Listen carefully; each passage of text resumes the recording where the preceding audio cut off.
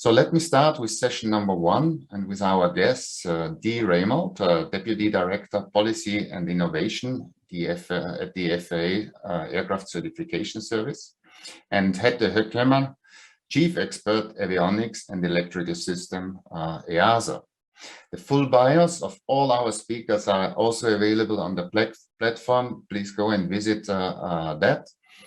And all our speakers are also mentioned there, and bios are available. So please apologize that we are not reading out the bios, but I think the quality time is needed here. Our two representatives from FAA and EASA will present challenges and opportunities to accommodate innovation and new entrants in the current aviation system, as well as the importance of internationally agreed standards that are robust, provide a stable baseline, but at the same time reflect the current industry best practices and latest state of the art. The two of them know our organizations pretty well, so both of them are very active in our organizations, in the governance structure, in the work program structures, so they know exactly what they are talking and how to connect with standardization and with standard developing organizations. After the presentation, we have time for questions, so please feel free to use already the Slido function now if you have questions, and we put them on. But before I invite Dee first to join us, let me put the first poll question live and ask you for your feedback. So poll question number 4. The question is, what is the biggest concern for new entrants? You are not familiar with ED12 DO-178 process. It's too complex to use it, too expensive to implement, not tailored enough for new entrants applications. So choose the one answer most appropriate for you. And we will see the result after we had Dee and Hette. So Dee, the floor is yours. I think you have prepared an opening. Dee.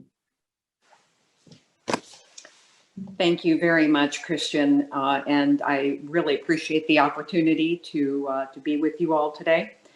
And also extend my appreciation to Terry and RTCA for this opportunity. I know that there have been some FAA speakers on day 1, had an opportunity to listen to some of the discussion, and personally just thrilled to be here. So with that, if I could ask, go to the next slide, please. You know, innovation is a very popular word. We hear it a lot, certainly in industry and in the government. In fact, as Christian noted, my organization's name is Policy and Innovation. But you know, innovation can mean a lot of different things. So what we've tried to do, and when we talk about the challenges and the opportunities that accompanies innovation in aerospace, we've looked at it from a couple different ways. We look at the drivers. What is compelling us to this change? And you know, I put down some thoughts here. The first being the desire for personalization of services, the package delivery, getting what you want when you want it, the ability to get where you want to be on your own schedule, and the opportunities that the air taxi, the urban air mobility market may give us. You know, what I didn't note, but what is also clear, is that there's going to be an efficiency that could be considered a driver, getting products out to areas, rural areas and otherwise, quicker and more efficiently than they might traditionally be delivered. We also think about a driver in the emerging automation concepts. You know, building the trust and reliance on automation, where the traditional trust and reliance has been on the pilot, the pilot that you can see. So, you know, we have to think through that a bit. And then, you know, the other item that we talk about a lot is the system of systems, if you will, that forms our aerospace system, looking at the aircraft itself or the vehicle itself, the automation, the operations, the infrastructure, and then obviously the integration into the airspace. Next slide, please. So again, I think many of you have seen these representations of the future of the kind of vehicles that we can anticipate will come into our respective airspace systems. Next slide, please. But what does that mean for us as regulators? It means that we have to figure out how we're going to bring these new operations, these new vehicles, these new operating types, these new materials into our system safely. And we have to think about the way that we can do that. And we think that there is just this is a small list of many ways that we're going to make this facilitation. Technologies themselves will drive the facilitation, and using advanced automation and key attributes like artificial intelligence and machine learning. I've listed some of the types of changes that we're seeing, and that we have to think through how we're going to regulate and regulate it effectively, so that we don't inadvertently impede companies from promoting and in fact bringing their operations into effect. Next slide, please. So at the FAA, we talk a lot about, as EASA does and other regulators, a risk-based approach. And we tried to capture that philosophy in what we call our safety continuum, meaning that in view of the fact that there's different requirements and expectations, depending on the part of the industry that the innovation is happening in, that we have to adjust our expectations for it. And ultimately, what we want to do is adapt the level of safety to the intended use, and we do that. We do that a lot in our current regulatory environment, for sure. The top end on transport aircraft, but when you start thinking through the kinds of operations that are envisioned as you go down the scale, what is the public able to accept, and what are we as regulators able to accept? And here really is where I think we have done a good job of in parallel promoting the importance of industry developed standards. So if I could ask for the next slide, please. So, in a performance-based environment, whether it's regulatory or performance-based outcomes, we are intending to align the safety outcomes with the amount of regulation in order to enable innovation. And what we really count on are our partnerships with industry. Organizations like RTCA and EuroPay and SAE and ASTM and many others are critical to help us achieve that balance of a performance-based regulatory environment. I'm very happy to note the strong collaboration that the FAA has with the standards development organizations, and our support for those activities. In fact, we've been pulling some data together, and there's more than 500 different products being worked on that the FAA is actively supporting, in conjunction certainly with our colleagues at EASA and throughout the industry. And so that's the good news. I think I'd also highlight, and I know that Terry McMinnis had a discussion yesterday with his colleagues at ASTM and SAE, and the work that the standards development organizations are doing in conjunction with regulators, and working together to help set the priorities for where regulation is needed, where regulation has to be adapted, looking at how do we better align research, whether it's research that's being done on behalf of or under the regulators, or research by industry, and what can we anticipate that those the standards needs are. And then finally, in training, how do we more effectively as a community anticipate the training needs that are generated by the new standards development. So if I got asked for the next slide, please. And this is a little bit of an eye chart. We'll make this available, but I wanted to underscore that of the many activities, and this is based on FAA data, where we have our focus. I note that only a fraction of it is in kind of the software area, and because this is a software intended conference, I think that the question that it poses is, if we look at a similar chart in the coming years, do those percentages change? Just in view of some of the principles and some of the technologies that are being brought forward. Next slide, please. Another important pillar for us, and even within our organization, but within the FAA Aircraft Certification Service, is the ability to work with new entrants and have them understand what it takes to undertake safe operations. And so we've established what we call the Center for Emerging Concepts and Innovation, and it is a function that we have modeled to promote this early engagement with the industry, particularly for the new entrants who simply don't understand what it's going to take to certify their vehicle or their operations. And it's really a fascinating opportunity to get a very early look at what's being thought of, and to realize the ambition that some of these companies are coming forward with.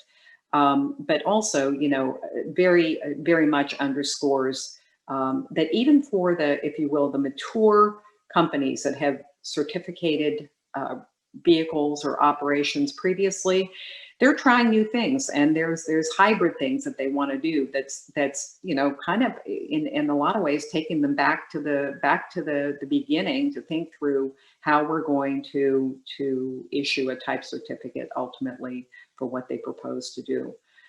I would note that on any given day, there is probably 90 different kinds of projects in the queue for the Center for Emerging Concepts.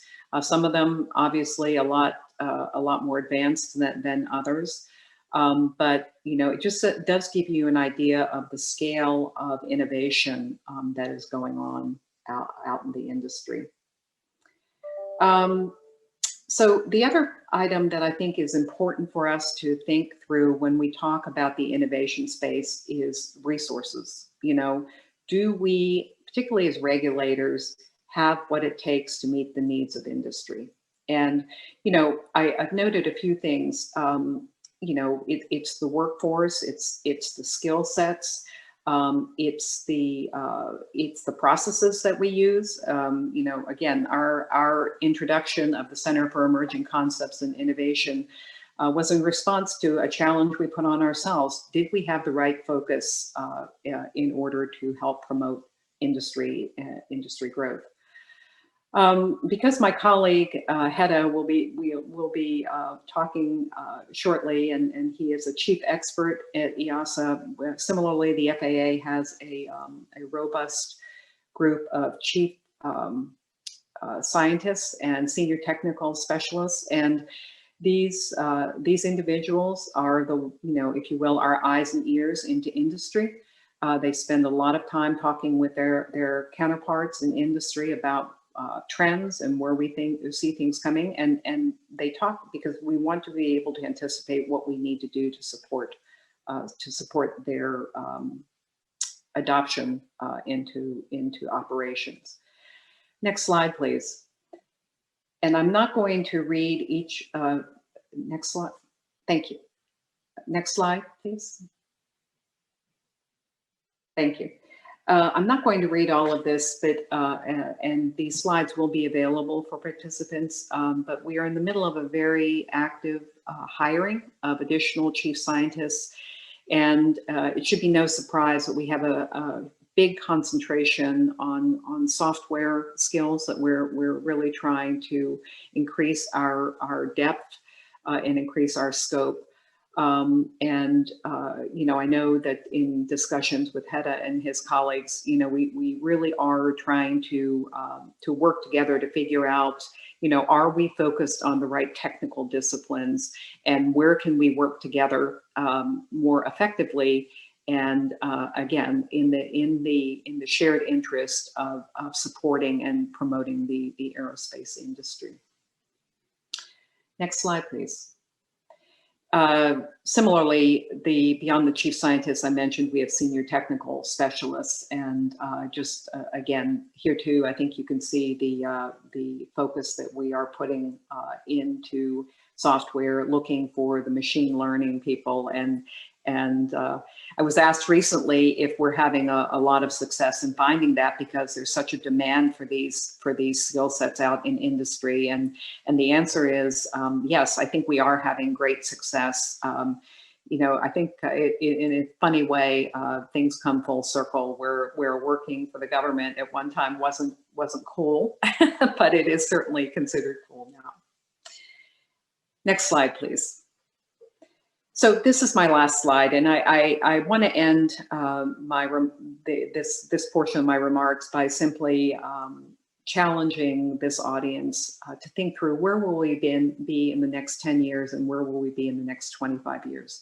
Because I think we can talk about innovation year after year after year, and I think a lot of things are going to remain the same. These challenges that we have to make sure that we are scalable and adaptable and quick, that we can incorporate the thinking that's coming to us from industry into our regulatory responsibilities, and that we continue to generate an excitement for what is coming at us from the industry, and turn that excitement into the trust that I mentioned earlier from the flying public. So with that, thank you very much for this time and for giving you a brief overview of some of our thinking within the agency. Thanks a lot, Dee. I know that it's cool to work for the government now. I can see that you're engaging quite early with innovation and emerging technologies, which is really fantastic to see. Hette, so is it also cool to work for EASA? And it's absolutely, yes, absolutely. It's very cool to work for EASA, certainly in these times of innovation, as we call them. I was just thinking about the last question that Dee asked, where will I be in 10 to 25 years? I do hope that I'll be retired by then and enjoy my life on a boat, but that's something different. I'd like to start as well thanking RTCA and Eurocay, thanking Christian and Terry for inviting me to participate to this opening session. I think it's an honor to be here and to tell you a little bit about what EASA is doing in terms of innovation and in relation to software. So next slide, please. As Dee already alluded to in her presentation, innovation is everywhere, and certainly in these times, you know, we're looking at AI, at machine learning, at deep learning, at blockchain, self-organizing networks, drones, and everything that surrounds that, including USpace or UTM, VTOL, urban air mobility, reduced crew operations, hybrid and electrical propulsion, additive manufacture.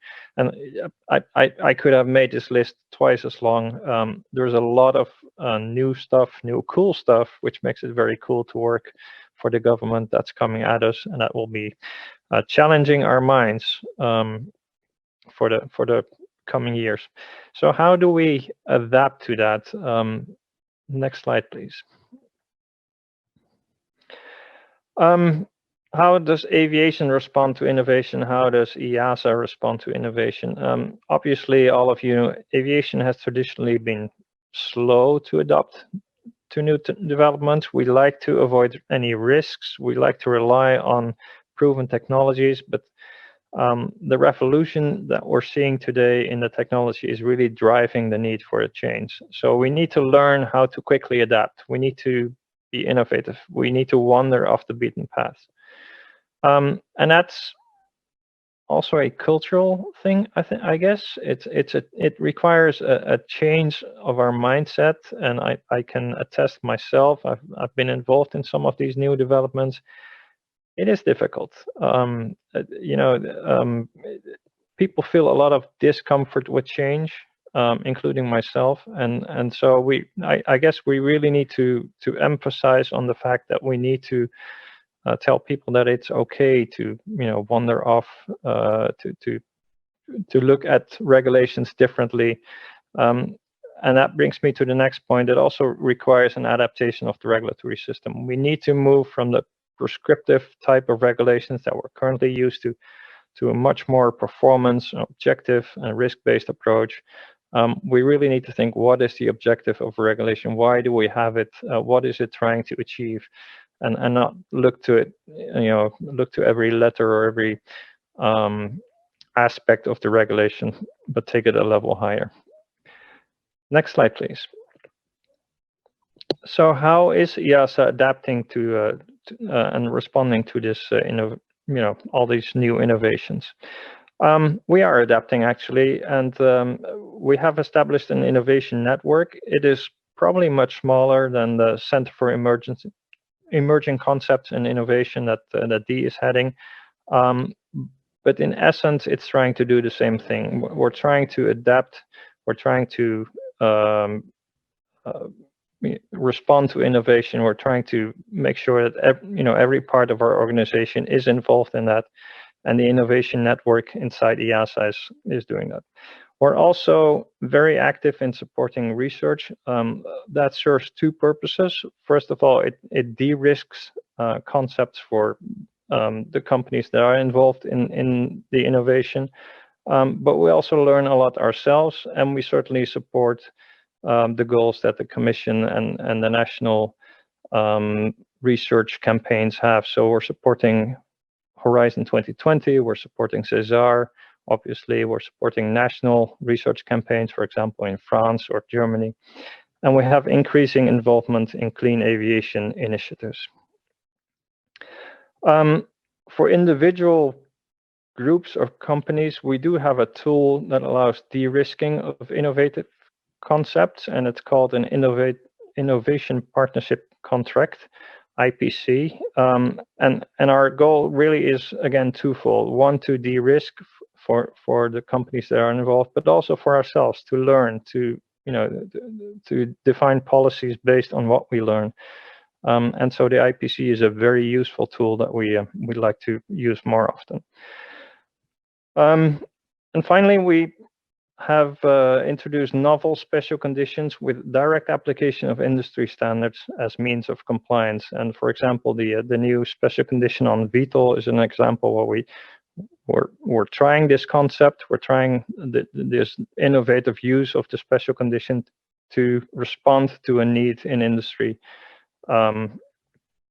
with regard to certifying VTOL or similar type of vehicles.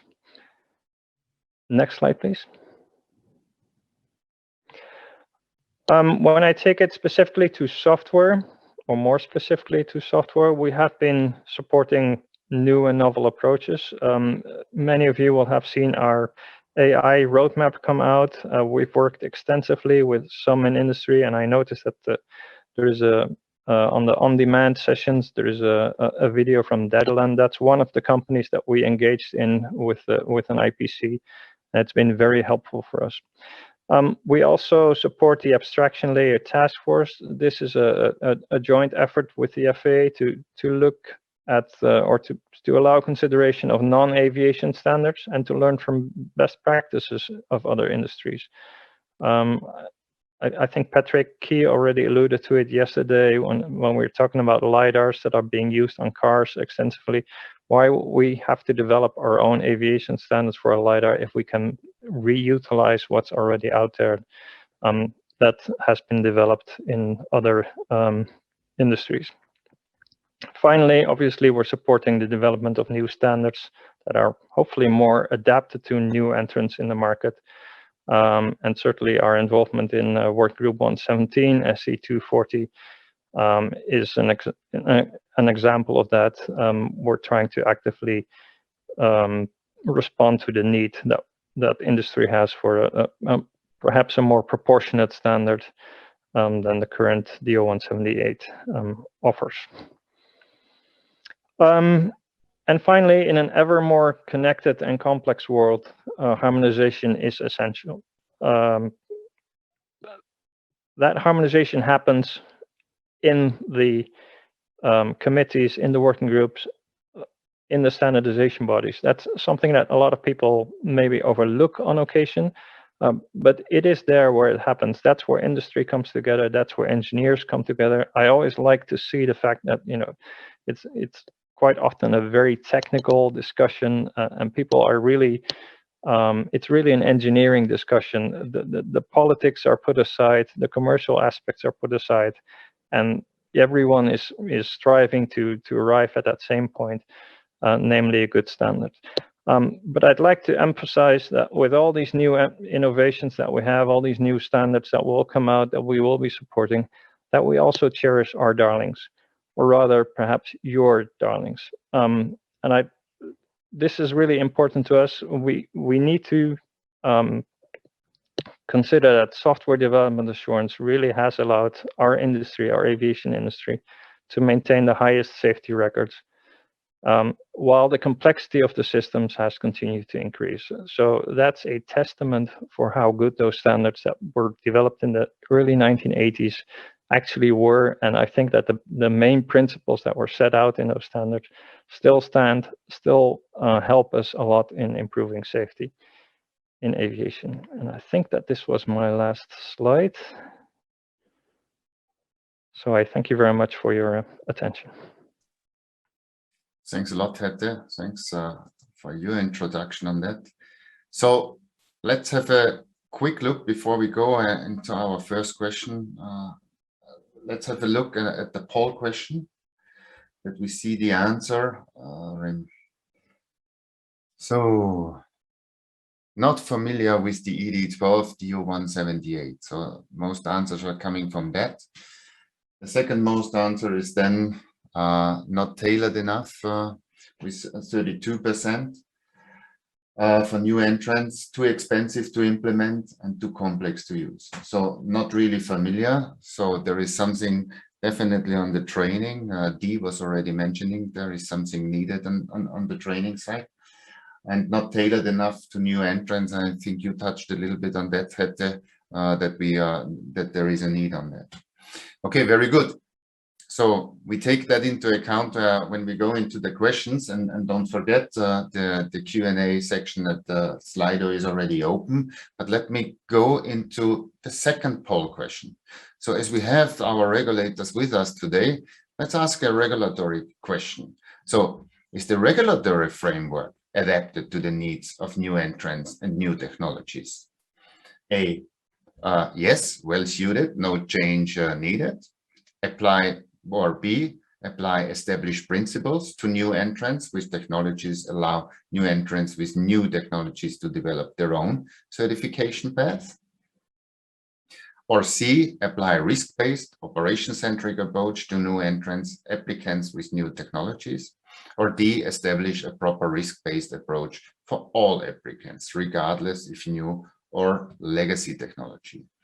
So we give you a couple of minutes, and I would like, with the first question, and reflect a little bit what both of you have addressed in one way or the other way, is that we are having a proven structure, obviously, in aviation, and we were used in aviation to do small steps and never compromised safety. What you both in your presentation had in, we want to safely integrate the new entrants. But how are we balancing that? If we make now bigger steps forward with new entrants, with new technologies, completely emerging technologies which we haven't used before, how do we balance and make sure that this is treated correctly? Hette, you said something, you have a tool to de-risking. So is that good enough, or how much risk are we taking here? And how much should we make sure that we are using proven structures which are already available? Who wants to start? Hette? You're starting already talking. Yeah, I started already. Sorry, Dee, if you want to go ahead, please do. No, go ahead. Go ahead. Obviously, just having an IPC is not going to be sufficient. It's one of many tools that we use, but at the regulatory level, I think the big change that we've seen happening, and certainly in the area of drones and UAS, is a much more operational-centric, risk-based approach. So we have adopted, for example, the specific operational risk assessment, the SORA, that JARS has been developing and continues to improve. And I think that's a very good example of where we adapt our regulations to make them more risk-based, to make them more appropriate to the type of operation that people want to do with those drones and UASs. Okay, thank you, Hette. Dee? Yes, I think I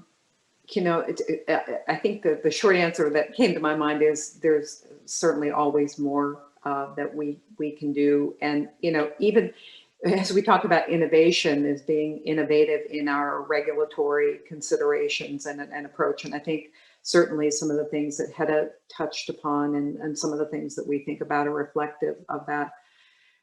But I also think it's worth noting, and I think you heard from both EASA and FAA's perspective that nothing can be done in a vacuum, right? That the regulators are reliant, as reliant on the industry as the industry is reliant on the regulators, for maybe some different reasons, right? The regulators have the safety responsibility, and that's very clear, and have a lot of technical expertise. The industry similarly has a lot of experience and expertise, and may not fully understand the regulatory environment. But that's exactly why EASA has adopted their approaches through the partnership agreements that Hette mentioned, or where we took the step of putting together CC. So I think, Christian, what I would say is that the bottom line is that there is a very strong partnership between government and industry, in terms of building a regulatory framework that's not only addressing the current and the projected needs, but that's sustainable, right? And that can continue to evolve because the industry will continue to evolve. And I think that's going to be and remains critical to success. It's really interesting, and I think my colleague Mike may have noted this yesterday, that today is a kickoff of what we call an aviation rulemaking committee. It's where the FAA engages with industry, and this ARC, as we call them, is looking at the regulatory requirements for beyond visual line of sight. And again, I think this is a clear acknowledgement by the government that we need industry to help us think through how we can adapt these operations safely and effectively into our airspace. That's true what you're saying. I mean, it's a good partnership. The one can't work without the other. But Hette, you also mentioned, I mean, in drones and VTOLs, the new entrants, where we started already to build a little bit on a new regulatory frame, which is more risk-based and more operation-centric on both sides, in the FAA and the EASA. Did you make any experience with any no-goes in this direction, or did you make good experience on that? And what are anything you have already as a feedback on that? Because we as a standard developing organization are very much challenged with that, because risk-based for us means also you need a bit more guidance how to implement that. SORA is a good example. So yes, we are ready to do that, but is there anything from a regulatory perspective you can give us already as a feedback? Dee? Yes, I would say, a flat no-go. I think we may think about that like as we see something and think.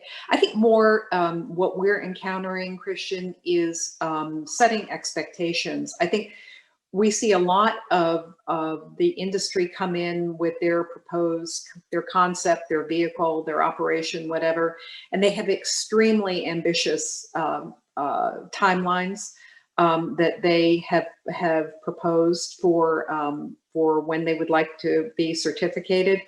And so I think that's where we see the biggest, if you will, it's more putting brakes on than saying it's a no-go.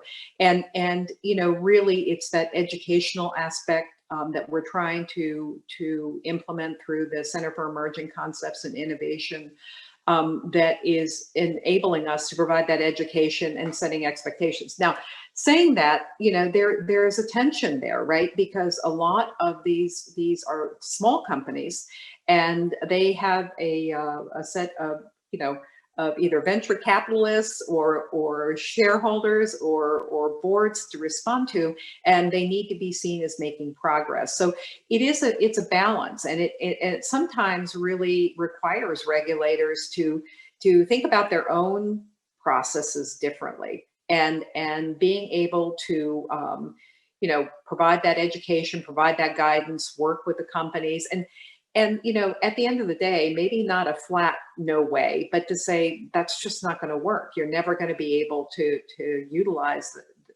that particular configuration or operation. So that's more of our experience. Yes, and I can imagine that it's from an authority perspective, it's becoming also more challenging and more more detailed to balance exactly that what you said, because you're entering new prescriptive was much easier to implement. Also, right. The oversight, I assume, was much easier. Prescriptive tool saying, okay, 8 hours duty time, that's 8 hours. A fatigue risk management might be a little bit different to that. Hette, your opinion on that? I would second just about everything that Dee just mentioned. Certainly, we haven't encountered hard no-goes, but we certainly have had to put the brakes on a number of projects. And I agree. Many of these new entrants are very, very ambitious, and aviation certification is a slow process. One thing I would like to give to the audience, and I think it was said yesterday as well by some of my colleagues, is try to engage with us as early as possible. This also helps you in getting educated about our processes, in getting realistic estimations of the timelines, and don't expect that when you apply tomorrow you'll get an approval in a couple of weeks. That's just not what we can offer you. We don't have the people, we don't have the resources to be that quick, and we certainly don't have the processes to support the turnaround times that many of the new entrants expect. So again, approach us at the earliest possible moment, at the moment that your design reaches a level of maturity that we can start engaging in discussions, and that will certainly help you have a more seamless path towards certification, as those people who think that certification comes at the very end of the process. It doesn't. It should be considered from the very, very beginning. We are flexible. We have the means, like with the special conditions, with other tools, to offer a lot of flexibility to our applicants. But we need to consider the timelines, and again, upfront, come to us as soon as you can, and we can do a lot to help you.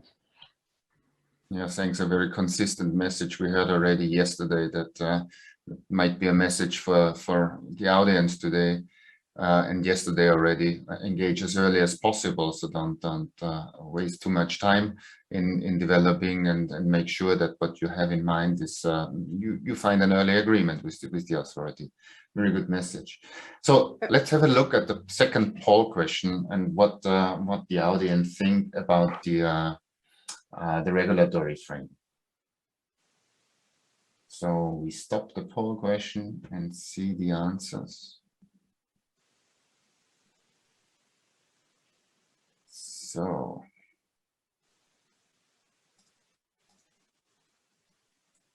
I think so. Establish a proper risk-based approach for all applicants, regardless if new or legacy technologies. That's an interesting one, and that's quite by the majority of the people. Apply risk-based operation-centric approach to new entrants, applicants with new technologies.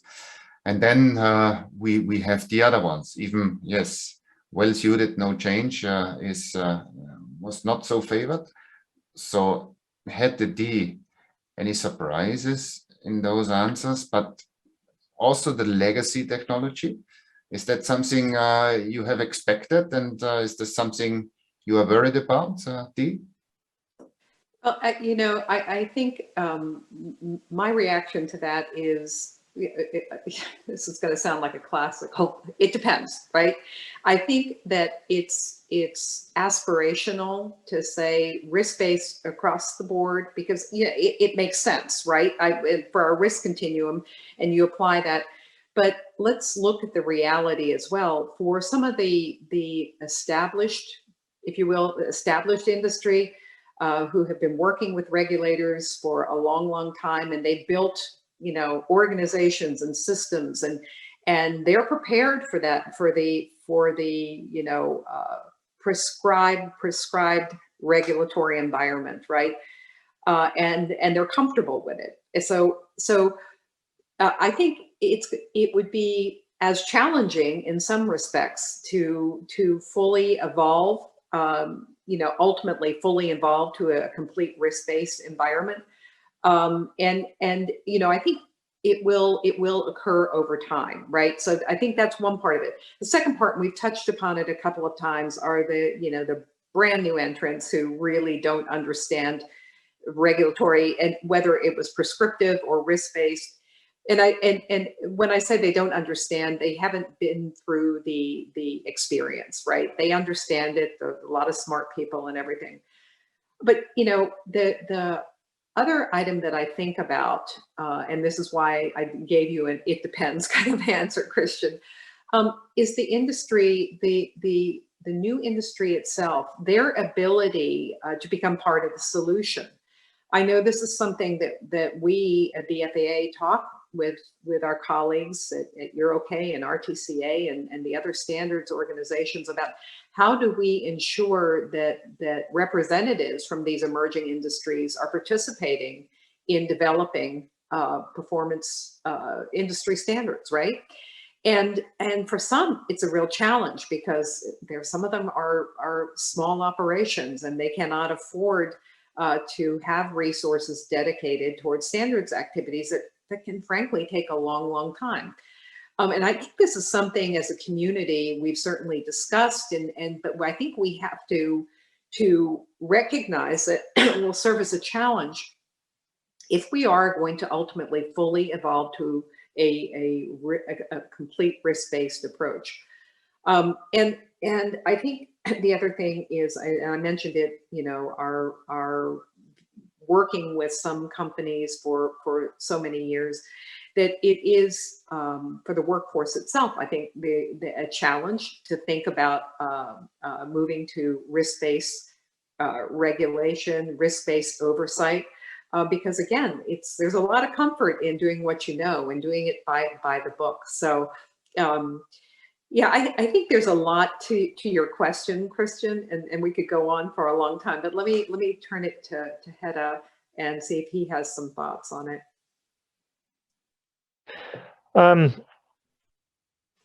Yeah, it's certainly an interesting question. I think in part, but not many people may realize, is we have been applying risk-based to just about anything, any type of operation, even the large airplanes.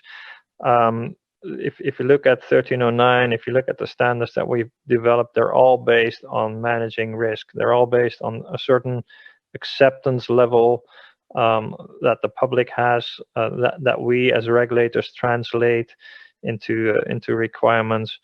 Now, to take it a step further, I fully concur with it's probably going to be a few steps.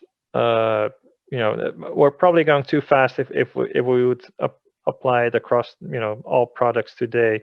But we can certainly learn a lot from what we do today with the new entrants, with the lower end of the market, and on occasion we do. And also in the lower end, we're learning new things. One example is a new policy that we've developed, where on general aviation, where we have an aging old fleet, we're trying to get new systems implemented, and we do that with more consideration for the operational environment. How are they being operated?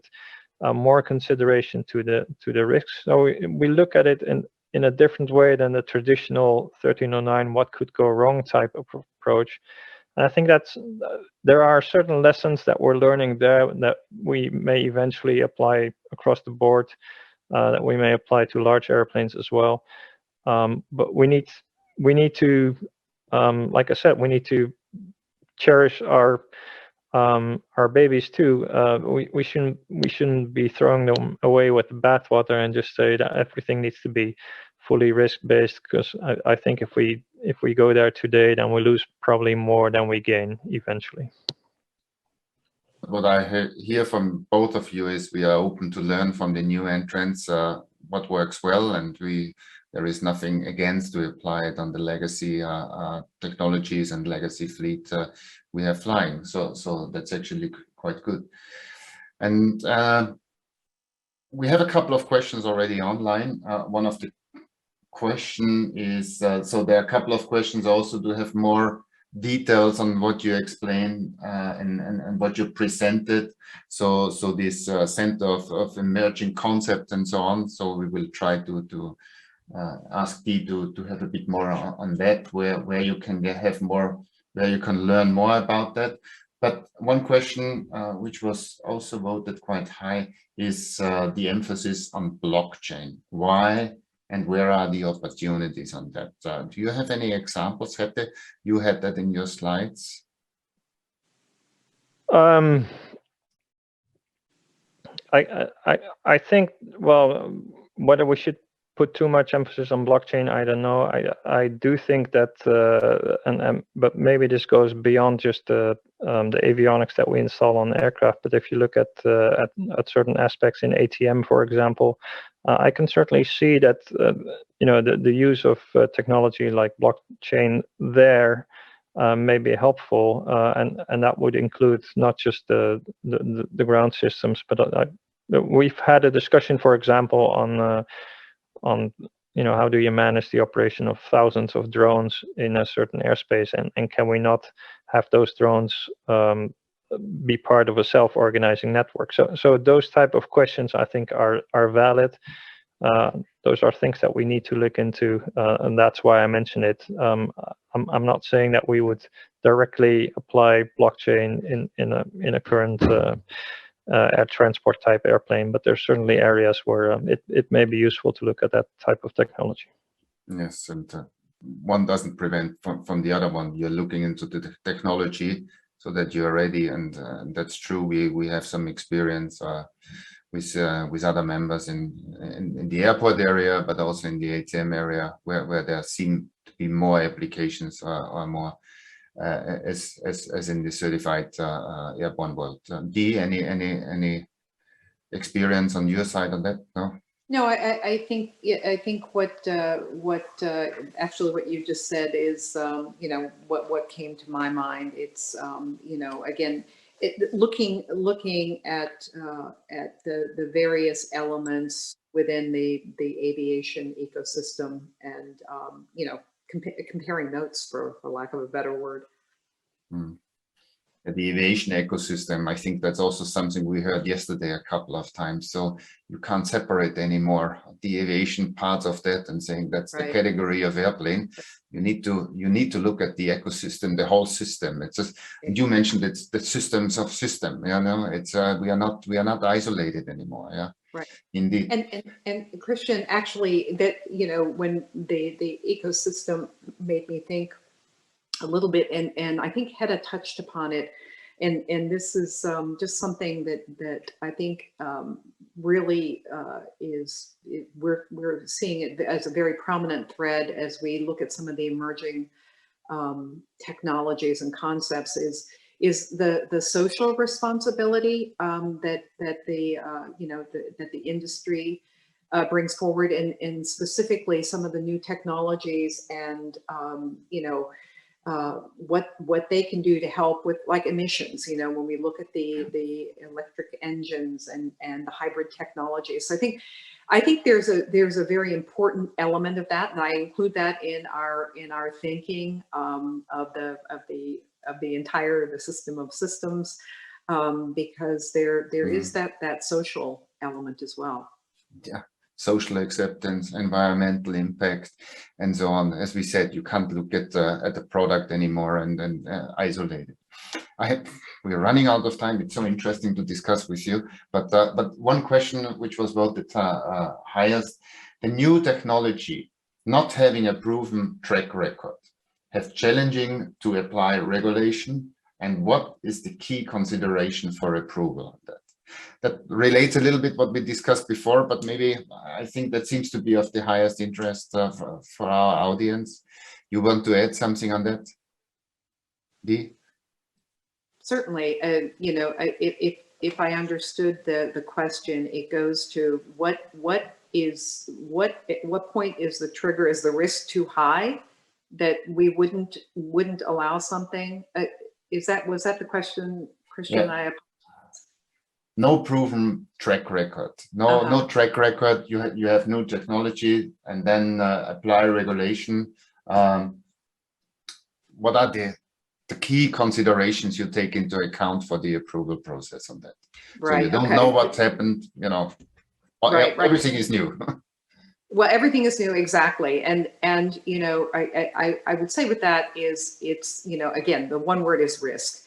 Is what is the full set of risk considerations, and what in our applicable regulatory environment can we use, or can we use parts of to apply to address or to mitigate whatever that risk category is. Ultimately, I mean, I think we only learn by putting operations into place, right? Every single thing out there that's flying around started somewhere. And so I think that it is our philosophy is taking what we have learned over time and know that works, and adapting it to a particular part of an operation, a particular type of material, a particular concept, and with a reasonable assurance that that's going to work. Ultimately, when we're proven wrong, when things happen, and things always happen in every industry, we learn from that, and then we adapt in many cases, adapt our regulations to try to mitigate that thing from happening again. Okay, thanks, Dee. Yeah, indeed. Hette? I was just thinking of the abstraction layer project that we that we have engaged with the FAA in. That is exactly looking at this. Obviously, we would be looking at the risks, but we would also look at the robustness of the development cycle. And I think here we would certainly be willing to look at technologies that may be new to aviation, but quite often are not new to other industries. So what have other industries done to ensure that this technology is safe and robust? and we'll certainly be willing to look at those. So new to aviation quite often is not entirely new still. So Yeah. I think we'll use that. That's true. Thank you very much. We are running out of time. It was really great to talk to you. It's really great to see, first of all, I find it pretty cool that you find your job cool, because those people who find the job cool are doing a good job. I see that you are open for new challenges, for emerging technologies, that you are willing to learn, and in the authority side. And I think that our industry is quite lucky to have authorities like that, being open like that. Thanks for joining us. It was a great talk with you. Looking forward to more to come in the future. Also, great feedback we got from you. I think the next panels will then go even more in those details, and will help us to shape our work program for the future. As we all agreed, we are working together as the regulator, complementing the regulation with our standards in order to have a package to implement and have the safest mode of transport also in the future. That's what we are all working for. Thank you very much, Dee and Hette. It was great to have you with us today. With this, I